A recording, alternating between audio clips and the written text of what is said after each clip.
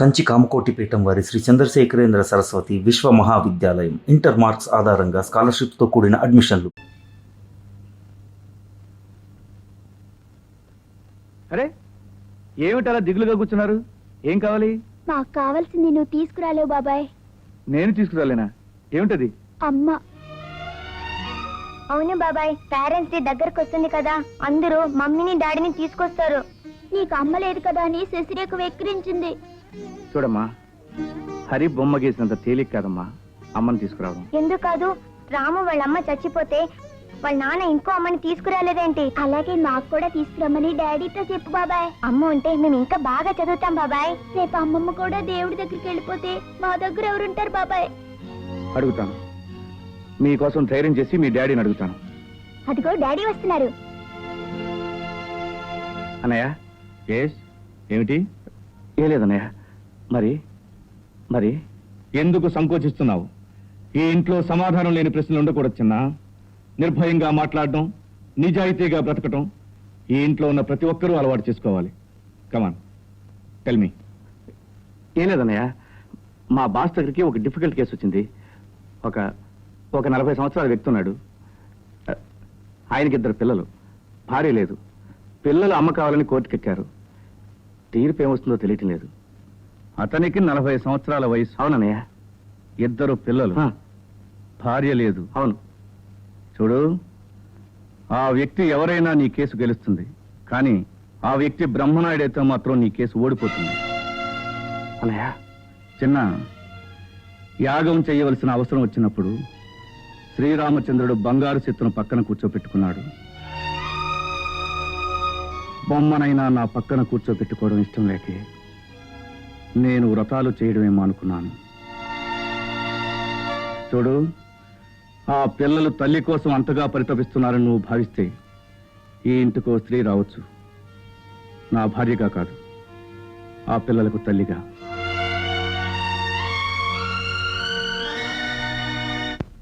ఏమిటి ఆయన విషయం అడిగావు కానీ మన పెళ్లి విషయం మీ అన్నయ్యని అడగలేదా? అమ్మో, మా అన్నయ్యనా? మీ అన్నయ్య అంటే అంత భయమా నీకు?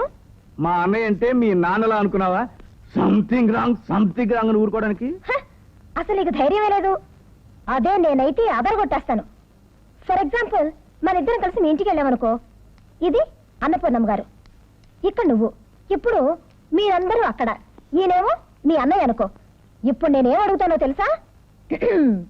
చూడు మిస్టర్ బ్రహ్మనాయుడు, నేను మీ తమ్ముడిని లవ్ చేస్తున్నాను. మర్యాదగా మాకు పెళ్లి చేస్తావా? చెయ్యి. అబ్బా, చూసావా బ్రహ్మనాయుడు, ఇది వీళ్ళ వరుస. ఇదొక టైప్ లాక్. ఇలా రోజు రోజుకి కొత్త కొత్త ఫోజుల్లో నాకు కనిపిస్తూ నన్ను కన్ఫ్యూజ్ చేస్తున్నారు. నీకు ప్రత్యక్షంగా చూపిద్దామని నేను పిలిపించాను. చూడు. అంత పెద్ద లాయర్వి ఈ మాత్రం సమస్యనే పరిష్కారం చేయలేవా? ఏం చేయాలో నువ్వే తీర్పు చెప్పు. నేను తీర్పు చెప్పాలంటే మరి ఇలాంటి విషయాలు శుభంగా పరిష్కారం కావాలంటే ఇద్దరికి పెళ్లి చేసి పర్మనెంట్ గా లాక్ వేయడం మంచిదని చెప్పి నా తీర్పు. మరి నీ ఉద్దేశం అంటే చెప్పు. నా ఉద్దేశం ఏముంది? నీ తీర్పే నా తీర్పు. అంతే కదా? విన్నారుగా, మాకేమీ అభ్యంతరం లేదు, ఏమి ఇష్టం. ఇంకా మరి ఎందుకు ఇక్కడ, మనం వెళ్దాం పదా.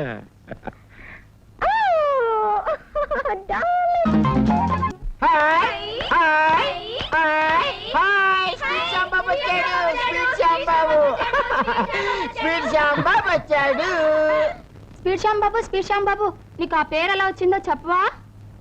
ఎందుకంటే అన్ని పనులు నేను స్పీడ్ గా చేస్తాను కనుక. ఉదాహరణకి స్పీడ్ గా కారు తోలుతాను, స్పీడ్ గా భోజనం చేస్తాను, స్పీడ్ గా ఎక్స్ప్లెయిన్ చేస్తాను. మా అన్నయ్యని హిప్నటైజ్ చేయవా? చూడు, సూటిగా నా కళల్లోకే చూడు, దిక్కులు చూడకు.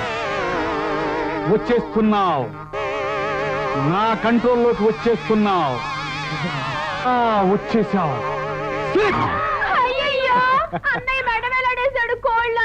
మీరేమీ కంగారు పడద్దు, సైలెన్స్. చూడు కాళహస్తి, ఇప్పుడు నువ్వు ఎలిమెంటరీ స్కూల్లో 1వ తరగతి విద్యార్థి.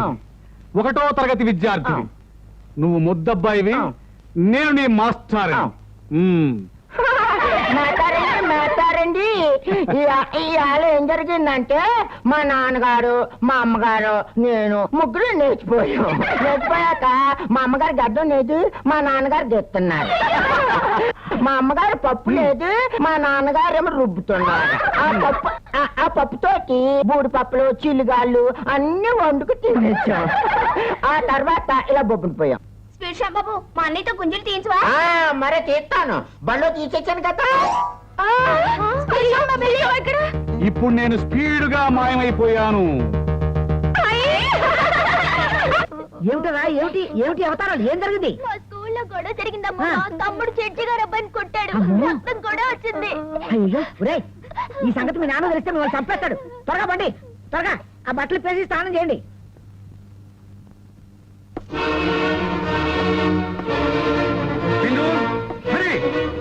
అన్నపూర్ణమ్మ గారు, పిల్లలు స్కూల్ నుంచి వచ్చారా? వచ్చాను. ఎక్కడ? ఇదిగో ఇప్పుడే బాత్రూంలో స్నానం చేయడానికి వెళ్ళారు.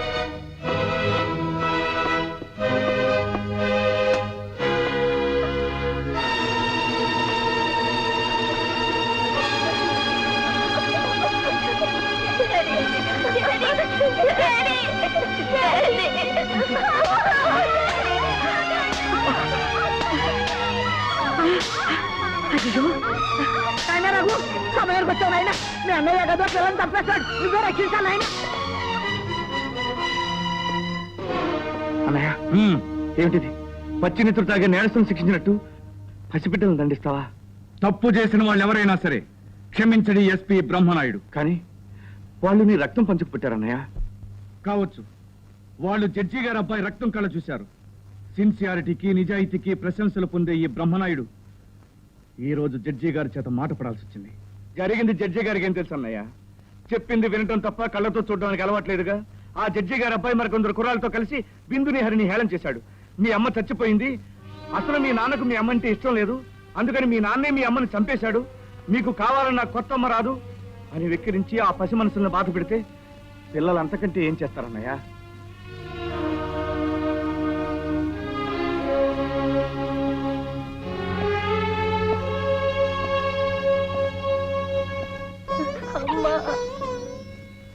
అమ్మా, నిన్ను తిట్టిన వాడిని కొడితే డాడీ నన్ను కొట్టారమ్మా. అమ్మా, నువ్వు డాడీ కల్లో కనిపించి మమ్మల్ని కొట్టద్దని చెప్పమ్మా.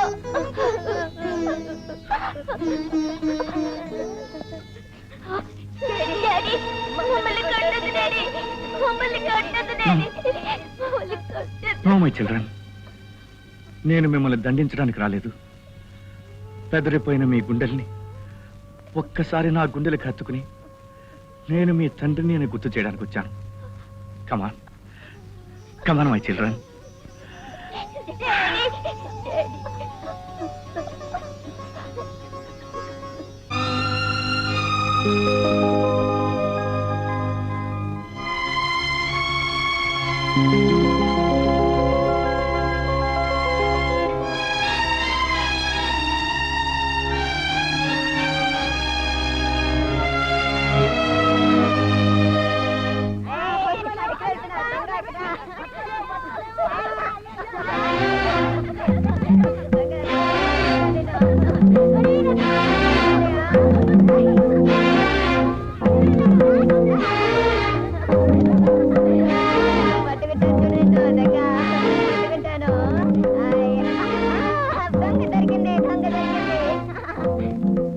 దొంగ కాదు బాబు, అమ్మ.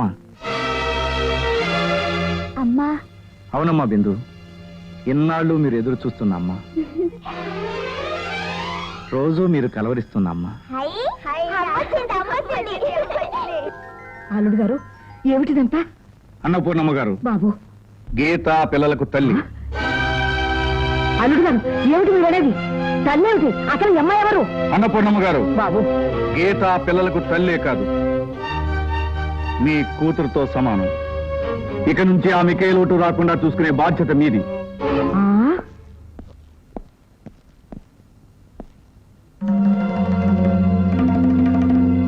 ఏం చిన్నా, సమాధానం లేని ప్రశ్న ఈ ఇంట్లో ఉండకూడదు అని అన్నయ్య. అర్థం కాని ఈ ప్రశ్నకు ఏం సమాధానం చెప్తాడని ఆలోచిస్తున్నావా? మా అన్నయ్య ఒకరు వేలెత్తి చూపించే పని ఎప్పుడూ చేయడం నాకు తెలుసు. నీతో కలిసి ఇంట్లో అడుగుపెట్టిన ఆవిడ మొదట నాకు వదిన, తరువాత తల్లితో సమానం.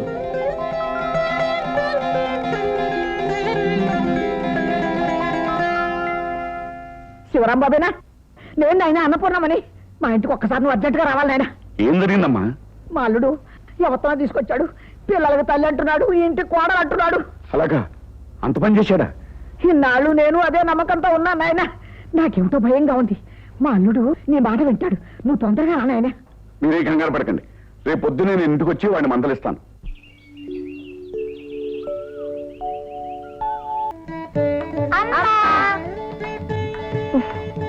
రేపటి నుంచి ప్రసాదం వేళకొస్తే నేను ఒప్పుకోను. పూజ వేళకొచ్చి నాతో కూర్చుని పూజ చేయాలి, సరేనా? చూసావా బాబు, చూసావా?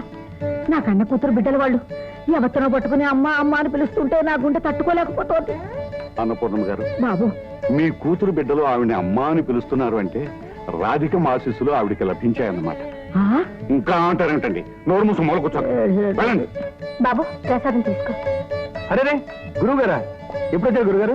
ఇప్పుడే వచ్చానయ్యా. వదినా, వీరు శివరాం గారని పెద్ద క్రిమినల్ అయ్యారు. ఆహా. మా అన్నయ్యకి ఫ్రెండ్, నాకు గురువు గారు. ఆహా. అన్నయ్య తీసుకొస్తాను. నమస్కారం అండి. నమస్కారం అమ్మా. అంకుల్ కి నమస్తే చెప్పండి. నమస్తే uncle. Very good, very good. కూర్చోండి, కాఫీ తెస్తాను. అలాగే. మీరు వెళ్ళి చదువుకోండి. ఇదిగో బాబు, అది ప్రసాదం పెట్టి కాఫీలు టీలు అన్ని ఇచ్చి కాకపడుతుంది. దాని మాట నమ్మకం. ఆహా, మీ మాటలు మిమ్మల్ని కాకపడ్డా? ఆహా, అబ్బబ్బే. అబ్బే. అవును, బ్రహ్మనాయుడు ఒకసారి మీ చెప్పారు వచ్చిందన్నాడు కదా, అవునండి. వెంటనే జోడు మార్పించుకోండి. అది కాదండి. అది కాదు ఇది కాదు అంటారు ఏంటండి? ఏమిటండి లక్షణంగా లక్ష్మీదేవి లాగా ఉంది. మీ అమ్మాయి బిడ్డల్ని తన సొంత బిడ్డలుగా చూసుకుంటుంటే సంతోషించడానికి పోయి ఊహ పొలంగా చెప్తున్నారు. వెళ్ళి వెళ్ళి కూర్చోండి. పడిపోయాడు. ఏమీ పర్లేదు, మీరు వెళ్ళండి. ఇంకేం చెప్పొద్దు. చూడండి, ఈ నిజం చెప్పండి. దాని మాటలు విన్న మీద నా మాటలు మీకు ఎలా ఏమీ అక్కర్లేదు, వెళ్ళండి. ఇదిగో చూడండి, చూడండి బాబు, మీరు ఏదో ఎవరైనా బాగా వెళ్ళండి. ఉంటున్నారు. మరొకసారి మిమ్మల్ని పిలిపించి మాట్లాడతాను. మళ్ళీ పిలవక్కర్లేదు, అర్థమైపోయింది, వెళ్ళండి. బాబు, మా అన్నయ్య మొద్దపై మాటలతో బోర్ కొట్టి చేస్తున్నాడు. ఇంకేమైనా చేయవా? స్పీడ్ గా చేయనా, స్లోగా చేయనా? స్పీడ్ గాని చెయ్యి. చూడు కళహస్తి, చూడు, నా కళ్ళల్లోకి చూడు, సూటిగా నా కళ్ళల్లోకే చూడు, దిక్కులు చూడకు. చూడు, వచ్చేస్తున్నావు, నా కంట్రోల్లోకి వచ్చేస్తున్నావు, వచ్చేసావు. చూడు కాళహస్తి, ఇప్పుడు నువ్వు స్త్రీలింగము కాదు, పురుషలింగము కాదు, నపూంసకుడివి.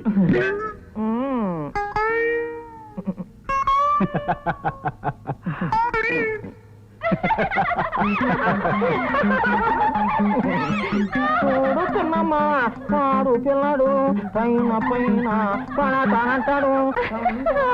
జ్యోతి, బలి చేస్తున్నాడు కదా. అవును, నిన్ను కూడా సరదాగా హిప్నటైజ్ చేయనా? ఇక్కడే కాదు, మేడం మీద. పద. ఇదేంటి మంచం మీద కూర్చోబెడుతున్నా? చెప్తాను, చూడు, నా కళ్ళలో సూటిగా చూడు, దిక్కులు చూడకు. వచ్చేస్తున్నావు, నా కంట్రోల్లోకి వచ్చేస్తున్నావు, వచ్చేసావు. స్లీప్.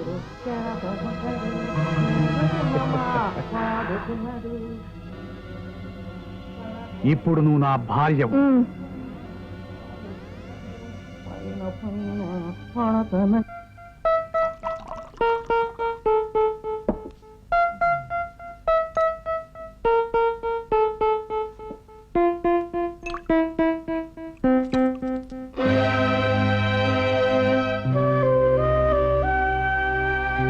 గీత, మీ తమ్ముడు మీ అడుగుజాడలో నడవాలని, మీ పిల్లలు మీలా సంస్కారవంతులవ్వాలని కోరుకునే మిమ్మల్ని ఇలా చూశారంటే వాళ్ళు ఏమైపోతారో మీరెప్పుడైనా ఆలోచించారా? గీత, భగవంతుడు ఆస్తి, ఐశ్వర్యం, హోదా అన్నీ ఇచ్చిన మనిషికి వాటితో పాటు గుండెల్లో తీరని బాధను కూడా సృష్టిస్తాడు. అందుకే నాకు తోడుగా ఉన్న బంధాన్ని నా నుంచి శాశ్వతంగా దూరం చేసి నా జీవితంలో చీకటిని నింపాడు. అప్పుడప్పుడు ఆ చీకటిని మర్చిపోవాలని ఇది అలవాటు చేసుకున్నాను. నేను ఆ చీకటిని పోగొట్టే చిరువి పనైనా కాలేకపోయానా? సాటి మనుషులు వేలెత్తి చూపిస్తారని ఆలోచించకుండా, ఈ ఇంటి మనుషులు దెత్తి పొడుస్తారని అనుమానించకుండా నన్ను ఇంటికి తీసుకొచ్చారు. నా కోసం నా కోసం మీరు ఇది మానేయలేరా? గీత, నీకోసం నేను ఏమైనా చేయాలి, చేస్తాను కూడా.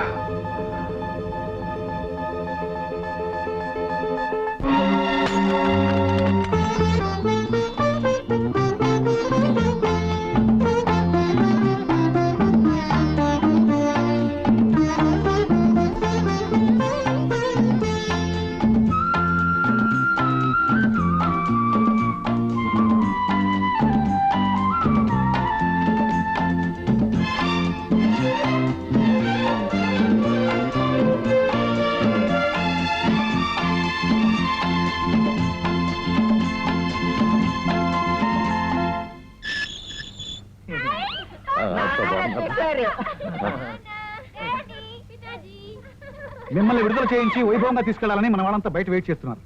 ముందు అమ్మాయిల్ని తీసుకుని నువ్వు ఇంటికి వెళ్ళు. ఈ దండలు వైభవం ఎవరికి చూపించాలో వాళ్ళకి చూపిస్తాను. ప్రజాబంధు గోవర్ధన్ రావు, ప్రజోపకారి గోవర్ధన్ రావు, ప్రజాబంధు గోవర్ధన్ రావు, ప్రజోపకారి గోవర్ధన్ రావు, ప్రజాబంధు గోవర్ధన్ రావు, ప్రజోపకారి గోవర్ధన్ రావు, ప్రజాబంధు గోవర్ధన్ రావు, ప్రజోపకారి గోవర్ధన్ రావు, ప్రజాబంధు గోవర్ధన్ రావు, ప్రజోపకారి గోవర్ధన్ రావు, ప్రజాబంధు గోవర్ధన్ రావు, ప్రజోపకారి గోవర్ధన్ రావు, ప్రజాబంధు గోవర్ధన్ రావు, ప్రజోపకారి గోవర్ధన్ రావు.